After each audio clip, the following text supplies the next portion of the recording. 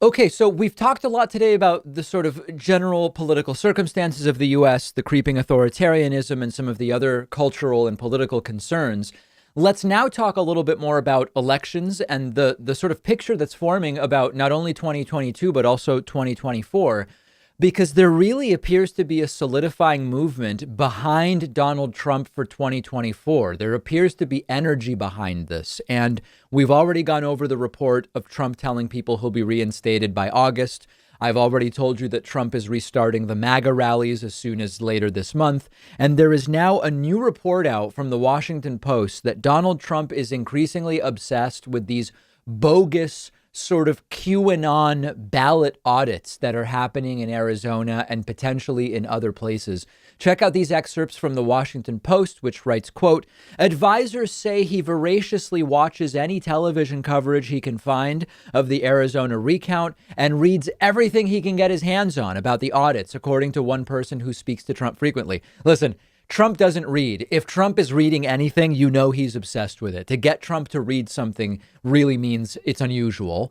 The quote goes on, and he has made supporting his claims of a stolen election, or at least remaining silent about them, a litmus test of sorts as he decides whom to endorse for state and federal contests in 2022 and 2024. This goes directly to what we talked about earlier. One of the big three reasons that so many Republicans currently in power voted against the January 6th Trump riot commission is they want to stay on Donald Trump's good side. And this report from the Washington Post tells us Trump is paying attention in terms of who he supports in 22 and or 24.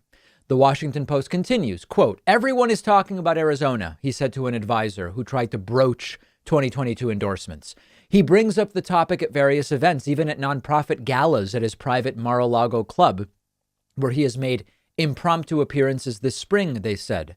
Anyone who tells him that he lost, one advisor said, is pissing into the wind. When advisors write speeches for him that do not refer to attempts to relitigate the 2020 election, Trump ad-libs, riffing on states in granular detail.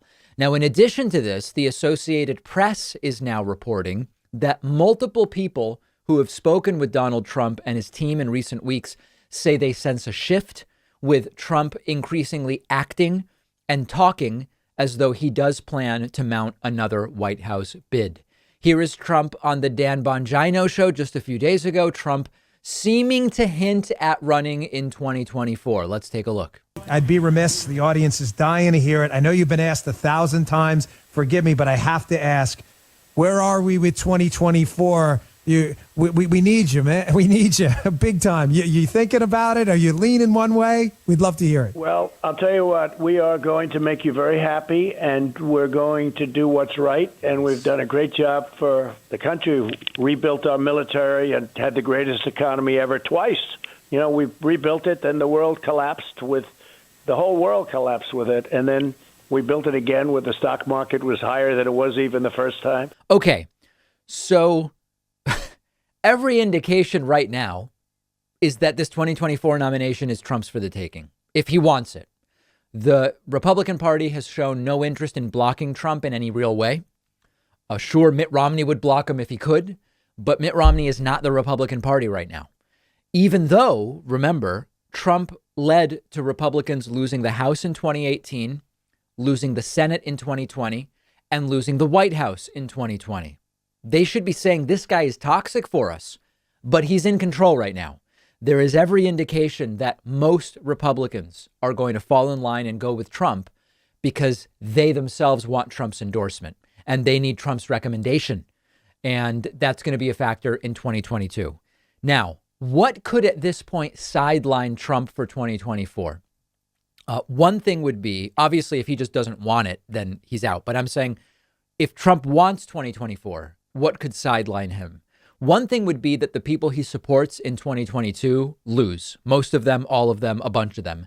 That will reduce Donald Trump's power because that would mean that the Trump-led GOP will then have lost the House in 2018, the Senate in 2020, the White House in 2020, and at least not taken control of the House and or Senate in 2022. That would be bad for Trump's chances in 2024. So This is why 22 matters so much. If the Trumpian wing gets crushed next year, it has a potentially big impact on 2024. Whoever wins 2024 will be president until January of 2029. So understand the effect that 2022 has. But they are building this entire infrastructure with the upcoming rallies and everything else. And unless something gets in the way, even if it's Republicans themselves getting in the way, Trump is sailing towards the nomination in 2024 if he wants it. Now, okay, the other issue, of course, would be a health problem for Trump. I get a ton of emails about this. That could happen with anybody. I know people maybe focus on Trump more because he appears so unhealthy and the obesity and everything else.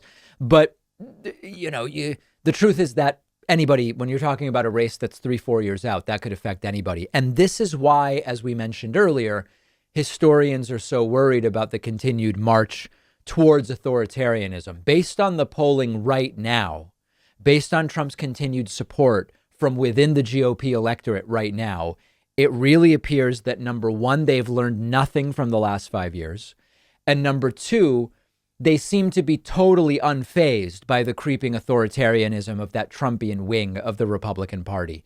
I'm increasingly convinced that if the party was planning to shift away from Trump, they would have already done it. And I know people will say, well, you got 3 years. If they don't shift away for the start of 2022 and Trump is left in the position of dictating who's on the good list and the bad list for Republicans, the ship will have sailed and it will be Trump in control.